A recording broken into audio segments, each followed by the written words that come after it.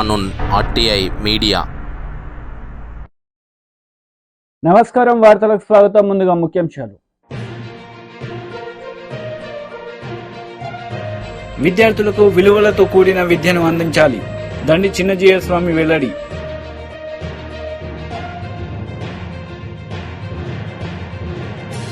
ప్రత్యేక హోదాను జగన్ విమర్శించారు. కడప ఎంపీ కాంగ్రెస్ అభ్యర్థి వై షర్మిలారెడ్డి ఆగ్రహం.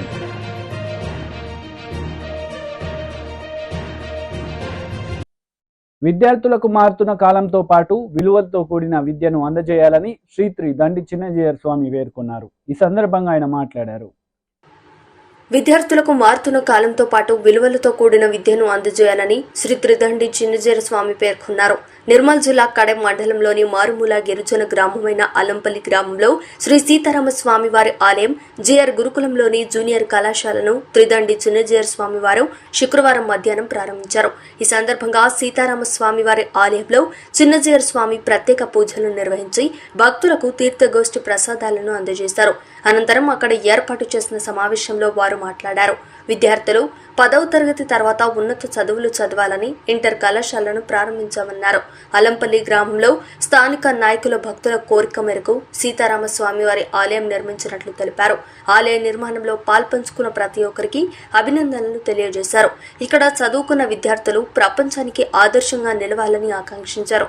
అనంతరం ట్రాస్మా యూనియన్ నాయకులతో సమావేశం నిర్వహించి విద్యార్థులకు సబ్జెక్టులతో పాటుగా వ్యక్తిగత విలువలను నేర్పించాలని ట్రాస్మా నాయకులను కోరారు.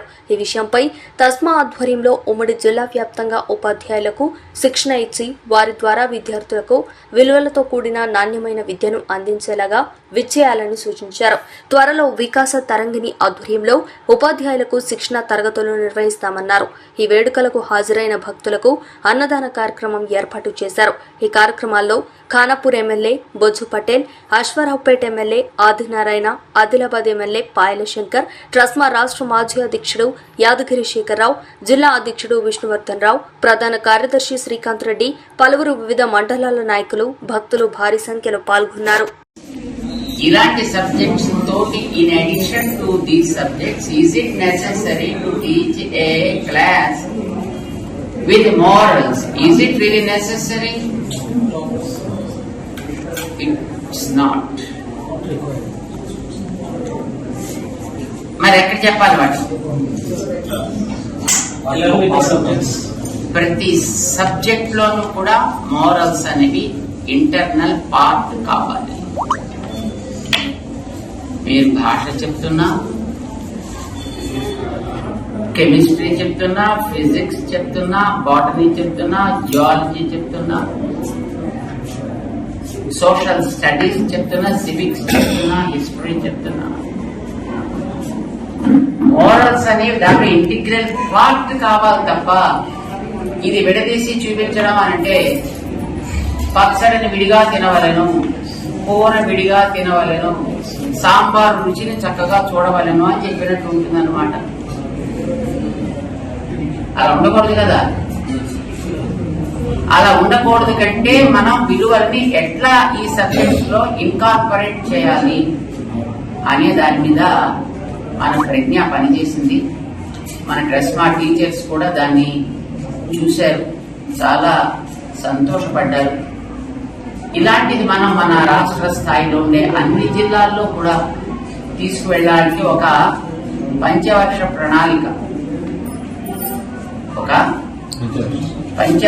ప్రణాళికని ఒకటి ఏర్పాటు చేసుకుని 5 ఏళ్లు పూర్తయ్యేటప్పటికీ మన రాష్ట్రంలో ఉండే ప్రతి జిల్లాలోనూ ప్రతి ప్రైవేట్ స్కూల్లోనూ ఈ విషయాన్ని మనం వాళ్ళ కోర్సులో ఇన్కార్పొరేట్ చేసి ఇవ్వగలగాలి.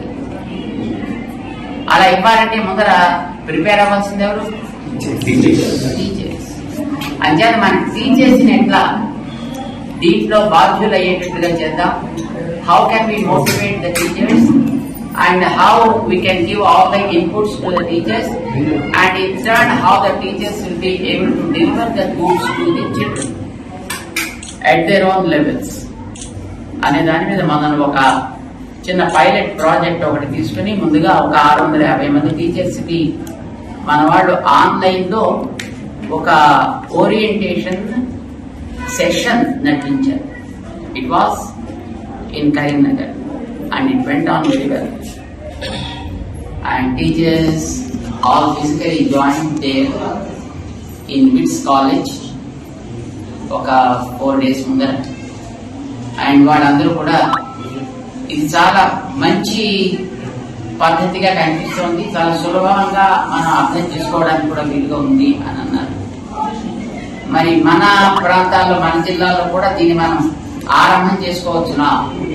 మనకి ఇప్పుడు summer vacations time, so this is the best time for us to get anything else new, right? అందుచేత మనం ఈ సమయాన్ని మనం వినియోగించుకుని మన ప్రాంతాల్లో టీచర్స్ అందరినీ కూడా మనం మోటివేట్ చేసుకుని వాళ్ళందరికీ కూడా ఇది ఎట్లా జరిగింది అనేది మన కరీంనగర్ వాళ్ళ ద్వారా ఒకసారి షేర్ చేసుకోగలిగితే, మన ట్రెస్మా సెంటర్ నుంచి వాటిని మనం ఒక స్టడీ మనం కూడా చేసి ఇది ఎంతవరకు సబబుగా ఉంటుంది అనేది మనం అర్థం చేసుకోగలిగితే, దెన్ డెఫినెట్లీ మన ప్రాంతంలో ఉండే టీచర్స్ అందరికి కూడా దీన్ని మనం చేరవేయచ్చు. దాని గురించి ఒకసారి మీకు అందరికీ పరిచయం చేయాలి అనే ఉద్దేశంతో మనందరినీ కూడా శేఖర్ గారు తీసుకొచ్చారు. మేమంతా సిద్ధం సభలో సీఎం జగన్ పాల్గొన్నారు. ఈ సందర్భంగా పలు అంశాలపై ఆయన మాట్లాడుతూ ప్రవేశపెట్టిన పథకాలను, అమలు చేసిన పథకాలను వివరిస్తూ చంద్రబాబు నాయుడు వంటి వాళ్లకు ఓటు వేయొద్దు అంటూ వేడుకున్నారు. ఇంటి వద్దనే టెస్టులు, ఇంటి గ్రామంలోనే మందులు, గవర్నమెంట్ ఆసుపత్రుల్లో మా రూపురేఖలు మారుస్తూ నాడు నేడు 25 లక్షల వరకు ఉచితంగా ఆరోగ్యశ్రీయే కాదు, ఆపరేషన్ అయిన తర్వాత కూడా పేదవాడు ఇబ్బంది పడకుండా ఆరోగ్య ఆసరా, కొత్తగా పడతా ఉన్న 17 కొత్త మెడికల్ కాలేజీల నిర్మాణం వంటి ప్రతి పేదవాడికి, ప్రతి మనిషికి బతికించే జగన్ మార్కు వైద్య విప్లవాలన్నీ కూడా ఫ్యాన్ మీద 2 ఓట్లు పడితే అన్ని కూడా కొనసాగుతాయి. లేదంటే మళ్ళీ చంద్రముఖి నిద్రలేస్తుంది. వదల బొమ్మాలి వదల అంటుంది. పేదవాడు అప్పులు పాలై వైద్యం అందని పరిస్థితిలోకి ఆ పేదవాడిని తీసుకొని పోతుంది ఈ చంద్రముఖి. ఫ్యానుకు ఓటు వేస్తేనే అక్క చెల్లెమ్మల రాజ్యం, ఫ్యానుకు ఓటు వేస్తేనే పిల్లల్ని బడికి పంపే తల్లులకు అమ్మఒడి అనే పథకం, ఫ్యానుకు ఓటు వేస్తేనే ఆ పిల్లల చదువులకు, ఆ పిల్లల చదువులకు ఆ తల్లి ఇబ్బంది పడుకోకుండా విద్యా దీవెన, వసతి దీవెన. ఫ్యానుకు ఓటు వేస్తేనే ఆ అక్క చెల్లెమ్మలకు ఆ ఆసరా ఇచ్చిన చేతితో 0 వడ్డీ అనే కార్యక్రమం. ఫ్యానుకు ఓటు వేస్తేనే ఓ చేయూత కొనసాగింపు, ఫ్యానుకు ఓటు వేస్తేనే ఓ కాపు నేస్తం కొనసాగింపు, ఫ్యానుకు ఓటు వేస్తేనే ఓ ఈబీసీ నేస్తం కొనసాగింపు, ఫ్యానుకు ఓటు వేస్తేనే ఓ వైఎస్ఆర్ జగనన్న కాలనీలు, అందులో 31 లక్షల ఇళ్ల పట్టాలు, అందులో కడతా ఉన్న 22 లక్షల ఇళ్లు, అన్ని కూడా వేగంగా అడుగుల ముందుకు. ఫ్యానుకు ఓటు వేస్తేనే నామినేటెడ్ పదవుల్లో నా అక్క చెల్లెమ్మలకు అగ్రతాంబూలం ఇస్తూ 50% రిజర్వేషన్లతో నామినేషన్లో ఉన్న పనులు, నామినేషన్లో ఉన్న పదవులు అన్నీ కూడా నా అక్క చెల్లెమ్మలకు ఇచ్చే మహిళా సాధికారత ప్రభుత్వం. ఒక్క ఫ్యానుకు ఓటు వేస్తేనే మీ బిడ్డ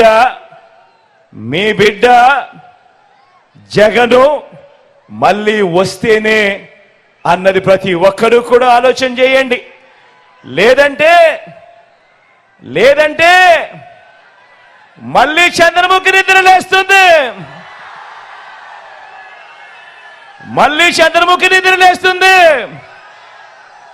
పసుపుపతి నిద్రలేస్తాడు, వదల బొమ్మాలి వదల అంటాడు. అక్క చెల్లెమ్మలకు గుర్తుందా? పొదుపు సంఘాల విషయాలు గుర్తున్నాయా? మోసం చేసిన విషయాలు గుర్తున్నాయా? మళ్ళీ అక్క చెల్లెమ్మల బ్రతుకులన్నీ కూడా అతలాకుతలం అవుతాయి. గుర్తుపెట్టుకోమని కోరుతా ఉన్నా. అందుకే ఓటు వేసే ముందు ప్రజాగలం సభలో నారా చంద్రబాబు నాయుడు పాల్గొన్నారు. ఈ సందర్భంగా పలు అంశాలపై ఆయన మాట్లాడుతూ సీఎం జగన్ రెడ్డిపై మండిపడ్డారు. మనం ఇలాంటి చీప్ లిక్కర్ కోటేయాలా? మీరు వేస్తారా? మీరు అంటే మీరంటే లెక్కలేంతనమా కాదా? ఏం చేయాలైతే ఇలాంటి వాళ్ళని తగలబెట్టాలా? మిమ్మల్ని నాశనం చేసి మీ జీవితాలతో ఆడుకున్నవాడు ఎవ్వడు బాగుపడకూడదు. కడాన మద్యంలో నీచానికి పోయి డబ్బులు దోచుకున్న దుర్మార్గుల్ని ఏం చేయాలి తమ్ముళ్ళు అని అడుగుతున్నా. పాతి పెట్టాలి. తాపీ మేస్త్రులు హుషారుగా ఉండాలి. మిమ్మల్ని కూడా నాశనం చేశాడు. మీరందరూ కూడా తాపీలు రెడీగా పెట్టుకొని వీళ్ళని పాతి పెట్టి కాంక్రీట్ వేసి శాశ్వతంగా బయట రాకుండా చేయాల్సిన బాధ్యత మనందరిది. ఏం తమ్ముళ్ళు, సిద్ధమా మీరు? ఇలాంటి తప్పుడు పనులు చేసి మేము సిద్ధమంట. నీ తప్పుడు సారా తాగడానికి మేము సిద్ధంగా లేము. మీ నాసిరకం తీసుకొని ఇలాంటి కల్తీ మందు తాగి మా జీవితాలు పోగొట్టుకుని మా ఆడబిడ్డల మంగళ సూత్రాన్ని తెంచేయడానికి మేము సిద్ధంగా లేము. కబద్దార్, జాగ్రత్తగా ఉండు. ఇలాంటి తప్పుడు పనులు చేసిన వ్యక్తిని చిత్తుగా ఓడించడమే కాకుండా భవిష్యత్తులో గుణపాఠం చెప్పే బాధ్యత మాదే. అందుకే తమ్ముళ్ళు, ఈరోజు ఇతన్ని చూసినప్పుడు ఒకటి రెండు కాదు, చాలా అన్యాయం చేసే పరిస్థితికి వచ్చాడు. నేను అందుకనే మిమ్మల్ని అందరినీ, మనం చూస్తే తెలుగుదేశం పార్టీని చూసినప్పుడు అభివృద్ధి జ్ఞాపకం వస్తుంది. జగన్మోహన్ రెడ్డి చూసినప్పుడు విధ్వంసం జ్ఞాపకం వస్తుంది. ఇక్కడంతా కూడా చాలా మంది ఎంఆర్పిఎస్ కార్యకర్తలు కూడా ఉన్నారు. 96లో ఏబిసిడి కేటగరైజేషన్ తీసుకొచ్చిన పార్టీ తెలుగుదేశం పార్టీ. దానివల్ల మాదిగలకు కూడా సామాజిక న్యాయం జరిగింది. ఈరోజు మళ్ళా హామీ ఇస్తున్నా, తెలుగుదేశం వస్తానే ఎన్డీఏ కూడా దీనికి అనుకూలంగా ఉంది. మళ్ళా ఏబిసిడి కేటగరైజేషన్ తెచ్చి మాదిగలకు న్యాయం చేసే విధంగా ముందుకు పోతామని మాదిగలందరికీ హామీ ఇస్తున్నా. ఇక్కడికి వచ్చినప్పుడు ఇక్కడ ఎవరైతే మాదాసు కురవా ఉన్నారు, ఈ మాదాసు కురవా ప్రత్యేక హోదాను జగన్ విమర్శించారని కడప ఎంపీ కాంగ్రెస్ అభ్యర్థి వైఎస్ షర్మిల ఆగ్రహం వ్యక్తం చేశారు. రాజధాని లేని రాష్ట్రంగా ఏపీని మార్చేశారని మండిపడ్డారు. మేనిఫెస్టోలో పెడుతున్నాను. నాకు మేనిఫెస్టో అంటే బైబిల్తో సమానము, ఖురాన్తో సమానము, భగవద్గీతతో సమానం అని చెప్పాడు జగన్మోహన్ రెడ్డి గారు. అయిందా అన్న? పూర్తి మద్యపాన నిషేధం కాలేదు కదా. ఇప్పుడు స్వయంగా జగన్మోహన్ రెడ్డి గారి సర్కారే మద్యం అమ్ముతుంది. వాళ్ళు ఏది అమ్ముతే అదే కొనాలట, వాళ్ళకి ఎంతకు అమ్ముతే అంతకే కొనాలట. పాపం ఎంతమంది నాతో క్వార్టర్ బాటిల్ అమ్మా, బయట రాష్ట్రాలలో 60 రూపాయలు అయితే మన దగ్గర 250 రూపాయలు ఉందమ్మా అని చెప్తున్నారు. ఎవరినూ వాగ్దానాలన్నీ ఎక్కడ నిలబెట్టుకున్నారయ్యా అంటే అన్ని మద్యం షాపులో నిలబెట్టుకున్నాడు. అదిగో స్పెషల్ స్టేటస్ అక్కడే ఉంది, అదిగో క్యాపిటల్ సిటీ అక్కడే ఉంది, అదిగో డిఎస్సి అక్కడే ఉంది అన్నట్టుగా తయారైంది. వీళ్ళ రాజశేఖర రెడ్డి గారి ఆశయాలను నిలబెట్టేది. ఎక్కడ చూసినా లిక్కర్ మాఫియా యథేచ్ఛగా ఏరులై బారుతుంది. మద్యం, డ్రగ్స్ కంటైనర్లలో వేల ఎంత 25,000 కేజీలట.